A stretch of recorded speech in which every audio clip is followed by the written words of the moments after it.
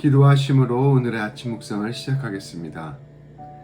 하나님 아버지 감사합니다. 오늘도 새 아침 주셔서 주님의 말씀으로 오늘 하루를 시작할 수 있도록 인도하여 주심을 감사드립니다. 하나님 아버지, 이 말씀이 선포될 때 우리의 모든 마음의 문을 주님께로 향하게 하여 주셔서 우리가 온전히 주님 바라보며 주님 주시는 새 힘으로 하루를 시작할 수 있도록 인도하여 주옵소서. 우리 주 예수 그리스도의 이름으로 기도합니다. 아멘. 오늘 하나님께서 우리에게 주시는 말씀은 사무엘하 15장 1절부터 12절까지 말씀입니다. 제가 봉독하겠습니다. 그 후에 압살롬이 자기를 위하여 병거와 말들을 준비하고 호위병 50명을 그 앞에 세우니라.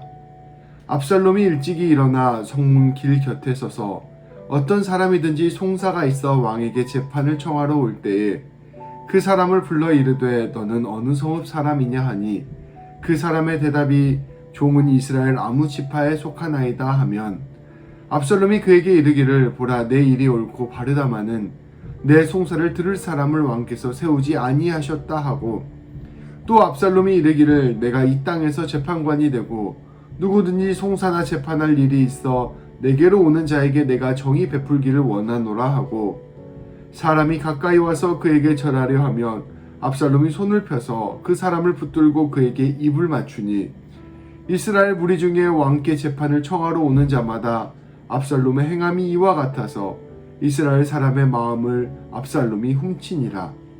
4년 만에 압살롬이 왕께 아뢰되 내가 여호와께 서원한 것이 있사오니 청하건대 내가 헤브론에 가서 그 서원을 이루게 하소서. 당신의 종이 아람 크술에 있을 때에 서원하기를 만일 여호와께서 반드시 나를 예루살렘으로 돌아가게 하시면 내가 여호와를 섬기리이다 하였나이다. 왕이 그에게 이르되 평안히 가라 하니 그가 일어나 헤브론으로 가니라. 이에 압살롬이 정탐을 이스라엘 모든 지파 가운데에 둘을 보내 이르기를 너희는 나팔 소리를 듣거든 곧 말하기를 압살롬이 헤브론에서 왕이 되었다 하라 하니라. 그때 청함을 받은 200명이 압살롬과 함께 예루살렘에서부터 헤브론으로 내려갔으니 그들은 압살롬이 꾸민 그 모든 일을 알지 못하고 그저 따라가기만 한 사람들이라. 제사 드릴 때에 압살롬이 사람을 보내 다윗의 모사 길로 사람 아히도벨을 그의 성읍 길로에서 청하여 온지라. 반역하는 일이 커가매 압살롬에게로 돌아오는 백성이 많아지니라. 아멘. 다윗 왕과 화해를 하고 돌아온 뒤 압살롬은 곧 반역을 준비하기 시작했습니다. 비록 아버지와 화해하긴 하였지만 압살롬의 마음은 아버지에게서 완전히 돌아서 버렸기 때문입니다. 압살롬의 입장에서 다윗의 태도는 전혀 전향적이지 않았습니다. 자신의 동생 다말이 암논에게 수치를 당했을 때에도, 자신이 잔치를 열어 초대했을 때에도, 또 자신이 그술왕 달메에게 도망가 있었을 때에도 다윗은 계속해서 자신의 뜻을 들어주지 않았습니다. 그는 예루살렘 귀환 후에도 다윗이 냉랭한 태도를 보이자 더 이상 아버지에 대한 기대를 하지 않았습니다. 그가 요압을 압박하여 아버지를 만난 것은 아버지에 대한 그리움 때문이라기보다는 아버지를 안심시키고자 한 일이었습니다. 압살롬은 다윗을 만나고 돌아온 뒤 곧 반역을 준비하였습니다. 아버지 다윗이 왕이 된 것은 하나님이 그를 기름 부으시고 왕으로 세웠기에 가능한 일이었습니다. 하나님께서는 수많은 난관 속에서 다윗을 지켜주셨고 오히려 다윗의 이름을 높여주셨습니다. 골리앗과의 전투에서, 사울의 고난과 핍박을 피한 피난길에서, 왕이 된 후에 일어난 수많은 전투에서 다윗이 승승장구할 수 있었던 것은 하나님께서 그와 함께 하셨기 때문이었습니다. 다윗이 수많은 사람들의 칭송을 받고 그 이름이 유명해진 것은 이러한 하나님의 함께 하심의 결과의 한 부분에 불과했습니다. 다윗은 사람들의 마음을 얻기 위해 살아온 것이 아니라 하나님의 뜻대로 살았고 그 결과 하나님께서 사람들의 마음까지 얻게 하신 것입니다. 다윗이 하나님이 원하시는 뜻대로 살았을 때 자연스럽게 사람들의 지지를 얻게 된 것입니다. 오히려 사람의 눈치를 보고 사람들의 지지에 계속 마음을 기울였던 사울은 점점 망하게 되었음을 말씀은 전하고 있습니다. 그러나 압살롬은 이 모든 일의 본질을 잘못 파악했습니다.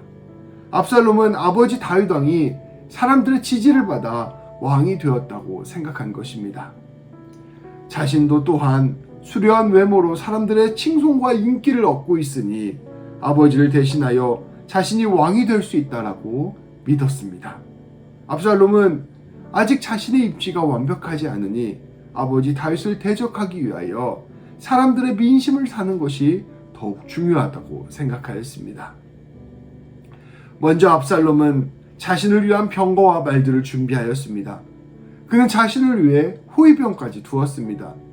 마치 왕과 같은 위세를 다른 사람들에게 보이기 위함이었습니다. 병거와 말들을 가지고 호위병들의 호위를 받으며 다니는 그의 모습은 누가 보아도 왕의 권세와 능력을 가진 것처럼 보였습니다. 압살롬은 이를 통해 왕의 이미지를 메이킹하기 시작한 것입니다. 그리고 압살롬은 사람들의 마음을 얻는 일을 본격적으로 시작하였습니다. 압살롬은 아침마다 일찍 일어나서 성문 길 곁에 서서 재판을 위해 왕을 찾아오는 사람들을 먼저 만났습니다. 그리고 그들에게 당신의 말은 다 옳고 정당하지만 정작 문제인 것은 당신의 사정을 왕에게 말해줄 사람이 없다라고 거짓말하였습니다. 그들이 왕에 대한 불만을 품도록 유도한 것입니다. 동시에 압살롬은 이와 같이 말했습니다. 내가 만일 이 나라의 재판관이 된다면, 내가 만일 이 나라의 왕이 된다면 누구든지 나에게 와서 재판을 받도록 할 것입니다. 나는 그 사람을 공정하게 재판할 것입니다. 자신이 지금의 상황을 대신하고 다윗 왕을 대신할 사람이라는 생각을 사람들에게 은연중에 전한 것입니다. 그리고 누군가 그에게 와서 절하면 압살롬은 그에게 손을 내밀어서 그를 일으켜 세우고 그의 뺨에 입을 맞추곤 하였습니다. 사람들의 인기를 얻고 마음을 얻는 제스처를 계속해서 한 것입니다. 이 결과 6절 말씀은 압살롬이 이스라엘 사람들의 마음을 훔쳤다라고 전하고 있습니다. 압살롬은 이러한 일들을 무려 4년이나 계속했습니다. 온 이스라엘 사람들이 압살롬을 따르도록, 압살롬을 좋아하도록 밑작업을 계속한 것입니다. 압살롬은 이러한 자신의 계획이 어느 정도 이루어진 것을 보고 곧 다음 계획을 실천하였습니다.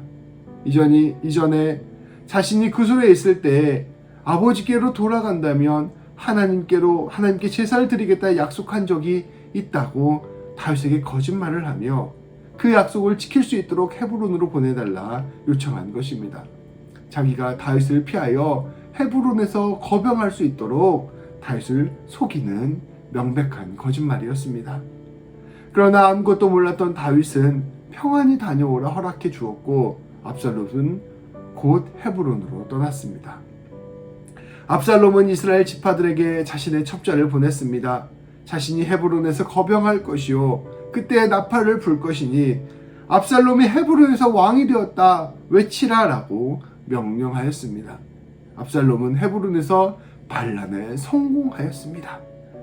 그는 다윗의 참모였던 아히도벨을 불렀고 수많은 사람들이 점점 압살롬 쪽으로 합류하기 시작하였습니다. 그는 이제 다윗을 물러나게 하고 왕이 될 일만 남은 것처럼 보였습니다. 압살롬은 오랜 시간 동안 반란을 준비하였습니다. 아버지 다윗에 대한 분노와 자기 자신에 대한 확신이 그를 버티게 해주었습니다. 그는 사람들의 지지와 인기가 자신을 왕으로 세워줄 것이라 확신하였습니다. 그는 무려 4년간 사람들을 속여 그 마음을 얻고자 노력하였고 결국 아버지 다윗 왕까지 속여 반란에 성공하였습니다. 그러나 압살롬이 잊고 있었던 것이 있었습니다. 압살롬이 사람은 속일 수 있어도 하나님은 속일 수 없다는 것입니다. 사람의 마음은 미혹하여 빼앗을 수 있어도 하나님의 마음은 거짓으로 대할 수 없다는 것이었습니다. 압살롬이 이와 같이 계획을 세우고 실천할 때 하나님께서는 아무런 말씀을 하지 않으시고 지켜보고 계셨습니다. 압살롬은 마땅히 이를 두려워해야 했습니다.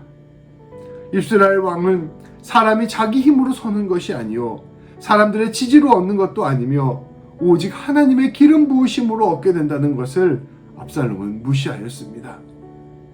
오늘 우리는 압살롬의 모습을 보면서 우리 또한 때때로 우리의 힘과 지혜만을 의지하고 있지 않은지를 되돌아보아야 합니다. 우리 또한 사람의 시선과 평가에만 마음을 쏟고 있고 있지는 않은지를 되돌아보아야 합니다. 우리의 삶을 주관하시고 우리의 길을 이끄시는 분은 우리 하나님이십니다. 우리의 모든 판단과 결정에 우리 하나님을 우리는 늘 우선순위로 두어야 합니다. 우리의 길을 주님과 더불어 통행할 때에 우리 가운데 진정한 승리가 있을 수 있음을 우리는 기억해야 할 것입니다. 오늘 하루를 시작하며 이와 같이 기도합시다. 주님, 오늘 말씀을 통해 압살롬의 어리석음을 살펴보았습니다.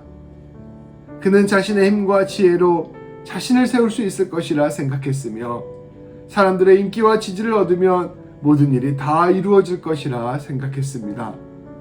그러나 우리 하나님이 세우지 아니하시면 집을 짓는 자의 수고가 헛되고 하나님이 지키지 아니하시면 파수꾼에 끼어 있음이 헛되다 주님은 말씀하셨습니다. 하나님의 뜻과 상관없이 자신의 뜻을 이루려 애쓰던 압살롬은 그저 모래 위에 집을 짓는 것이었습니다. 주님, 우리의 삶은 오직 주님의 뜻 위에서 온전히 세워질 수 있음을 기억하게 하여 주옵소서. 우리가 무엇보다 주님과 동행하게 하여 주시고 주님께 집중하게 하여 주옵소서. 주님이 원하시는 그 뜻대로 주님의 길을 걸어가게 하시고 주님의 이끄심과 세우심 안에서 주님을 신뢰하게 하여 주옵소서. 그리하여 우리의 삶이 반석 위에 세운 집이 되게 하시고 주님의 충만한 열매를 맺는 삶 되게 하여 주옵소서. 기도하시겠습니다.